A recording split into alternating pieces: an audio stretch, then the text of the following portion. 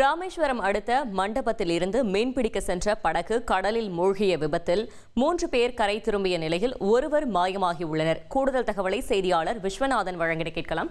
விஸ்வநாதன், வணக்கம். அந்த மாயமானவரை தேடும் பணி எந்த அளவில் நடைபெற்று வருகிறது? கள தகவல்களை சொல்லுங்க. வணக்கம். ராமேஸ்வரம் அடுத்த மண்டபம் வடக்கு கடற்கரை பகுதியிலிருந்து சர்புதன் என்பவருக்கு சொந்தமான விசைப்படகு நேற்று மீன்பிடிவதற்கான அனுமதி சீட்டை விட்டு மீன்பிடிக்க கடலுக்கு சென்றாங்க.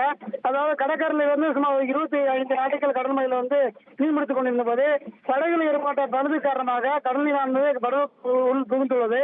இதனால படகு முழுமையாக கடலில் மூழ்கியது. இன்னும் பாத்தீங்கன்னா பரிது, அனீஸ், மாதன் ஆகிய 3 மீனவர் தங்களுக்கு படகில் இருந்த கேன்களை வைத்து நீச்சல் அடித்து கரை சேர்ந்து கொண்டிருக்காங்க. அந்த படகில் இருந்த இப்ராஹிம் ஷா என்ற ஒரு மீனவர் மட்டும் மாயமா இருக்காங்க. அந்த மாயமான மீனவர் தேடும் பணியில் கடலோர காவல்குழு போலீசாரும் கடலோர காவல்படையினரும் அதி தீவிரமாக தேடி வராங்க.